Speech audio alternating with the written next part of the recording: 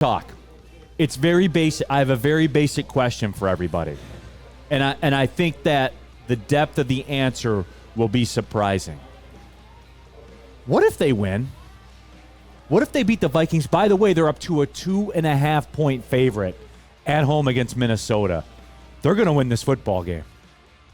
What if they win, D-Mac? Oh, we talked about this yesterday, that in all likely, they could, if taking it with the way the schedule it is, win out or realistically only lose one game. We saw the way they played Minnesota earlier in the year, and the Minnesota game and the Buffalo game were the two games that we thought we shot ourselves in the foot with bad coaching decisions. Vegas is telling you that they believe in you.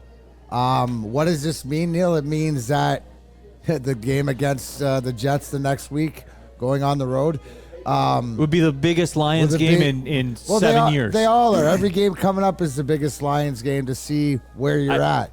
The big thing to me, right, is that we've totally checked the mark of this team being a road team, being able to win on the road because they've won 2 games. Because 3 of those games are 3 games that are on the road that aren't really, I wouldn't call them easy games or easy places to play. Less challenging road games. Less challenging road games. And you know, Green Bay, obviously, I mean, you have the divisional games and stuff, but it's setting up, Neil, where this is the one where most people would, if you're going to lose one, expect you to lose this one, right? But you know you can win.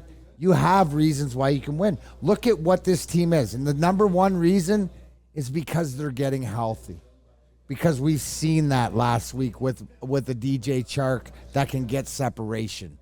We got a kid named Jameson Williams coming back. Plus, you look at the way that this offensive line's playing. You look at the way Jared Goff's playing. You look at the way Ben Johnson's scheming. So the good thing is we're playing against Kirk Cousins. We got a tough Minnesota team. Obviously, one of the best receiver tandems in Thielen and Jefferson. The line doesn't make any sense. But that's Vegas, right? Yeah, but you know, if they win, this whole town becomes scoreboard watchers, because right now you're not a real serious team to make the playoffs. I mean, you're right there. But if you win, the Lions are a serious contender to make the playoffs, and you're scoreboard watching. I think you're still on the outside looking in as far as watching, but you're walking around the perimeter of the farm. Right, no, just right because there. of last week, Terry. Only reason I mean that is because of the apparentness of that tie between the Giants and Washington, so you have to win that extra game. So realistically, you're like, but in the back of your mind, all us Lions fans is like, why not?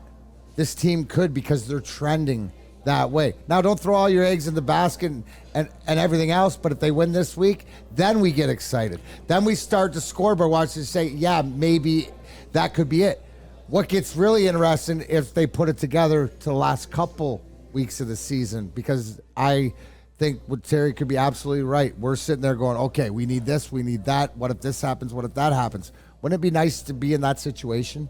I think Pistons fan 11 on the WoodwardSports.com chat thread says it best. And this is great, Terry. If the Lions win, we start talking reckless.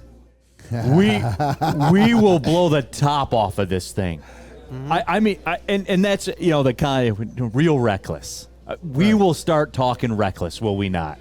The town will be on fire because they're right there. They still have a losing record, but you know, when you start 1-6 and you at least get into the neighborhood of the playoffs, it's something to be excited about.